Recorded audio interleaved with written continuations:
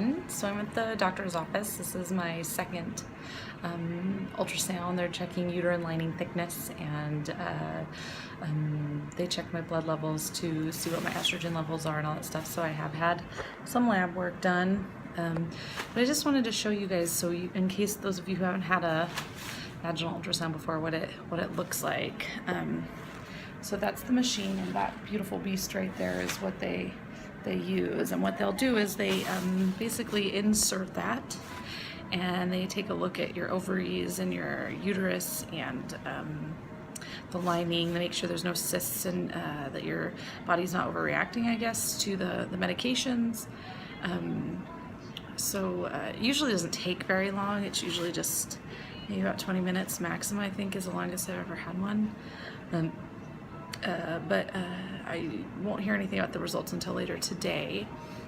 But yeah, this is what goes down.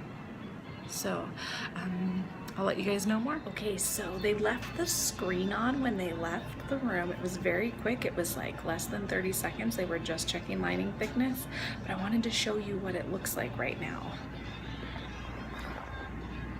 So, triple stripe. Looks like an Oreo, but that's the lining. So, as far as I can tell, everything looks good. Hi again.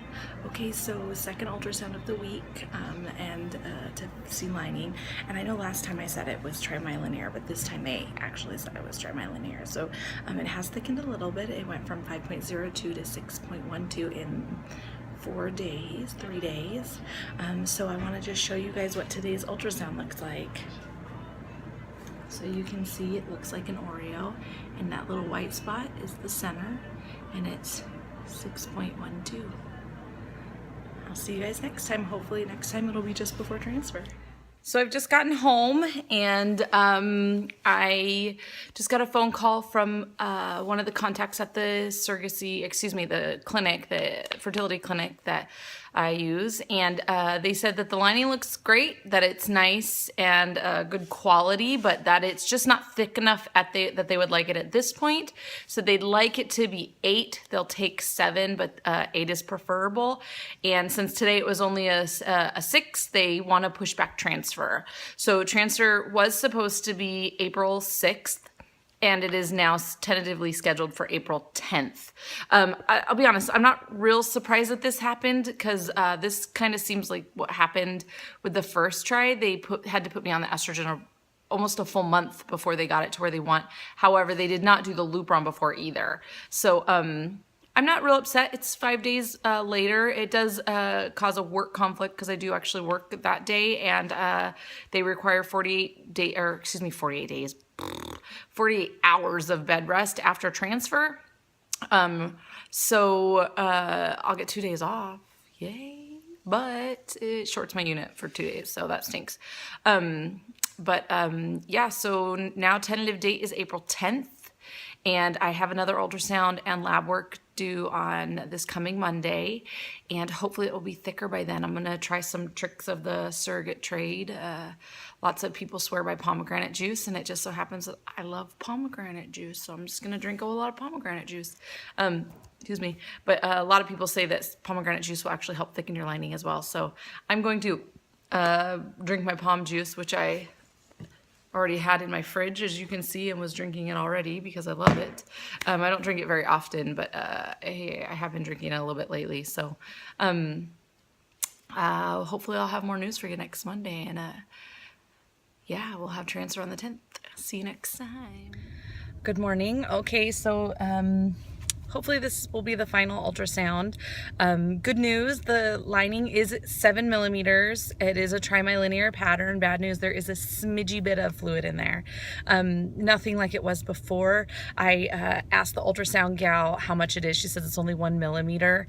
And what could cause it? She said the estrase, the estradiol, could absolutely cause it. And she says it's not that much at all. She says it's just there. I took a picture of it, and you can see it. It's the little dark spot in between the 2 layers. Like it looks like a ring with a little dark, small, thin little oval in there, and it's marked by 2 little nuggets that they put on the ultrasound screen. But I have to say that it was nice. She answered my questions. she, before, nobody really wanted to tell me anything. They all just kind of were like, well, there's fluid, but nobody really wanted to say, okay, here, let me answer your question real quick.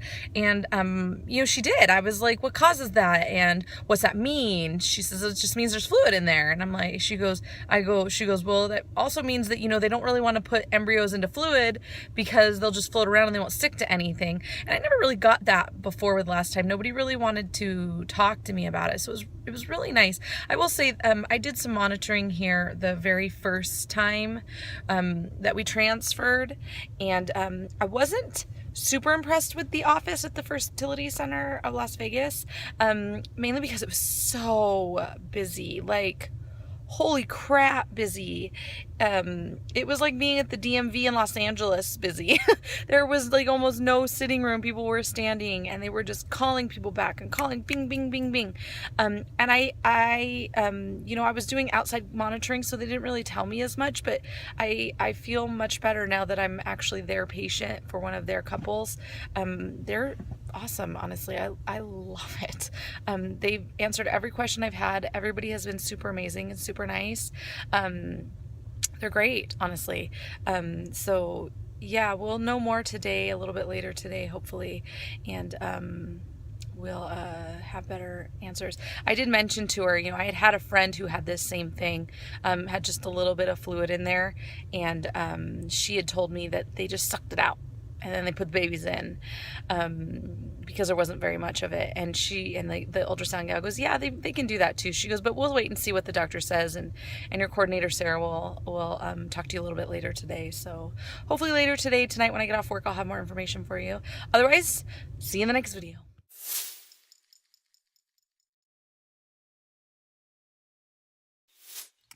Hello everyone. It is the 5th of April. And I got an announcement to make. I was just in that there bathroom. And I walked in and I said, husband, I need you to give me my shot. And he said, well, I feel like I'm gonna puke. Because that's thick and that needle's huge. Oh my God. I just had my first shot of progesterone. Bear in mind, it's been 2 years since I had to give a shot of progesterone. The dose is double, so I'm doing 2 mLs every night until transfer or until they tell me to stop. I think I'm going to die. I know more this time, like you have to rub it and you need to put a heat pad on it. I can't show you down there because my pants are off. And, oh my God. It went through this, I pulled it up in an 18 gauge needle, which is like a garden hose for anybody who knows needle sizes. And, I gotta wiggle my butt because it's stinging. Oh God. Me and my husband both had a panic attack giving it because he was freaking out that he was gonna throw up because the needle was so big. And I was freaking out because it was hurting like a mofo. And it stung, and there's so much of it. Okay, so obviously I didn't get to videotape it because we were both kind of in panic mode, and he walked away trying not to puke. And listen, it went in. It took like a full 45 seconds, I think, for it to go in because it was so thick. And I drew it up an 18 gauge needle, but I gave it in a 21 gauge, which is like 2 sizes down. But an 18 gauge needle going in your body in any capacity hurts more than anything in your world. It's like taking the tip of a pencil and stabbing it through your skin so it leaves a big hole and it hurts twice as much. So they give us 21 gauges, except it goes in so slow because it's so thick. I, for real, think I might die. I'm going to have to do this every day. I don't even know how I'm going to handle it. Like, I'm trying not to have the same problems as last time where we ended up in the ER because I can't end up in the ER with this one. Like, it's not going to happen. I'm not going to do that. So, oh my God. Day 1 down. I'm going to try not to die.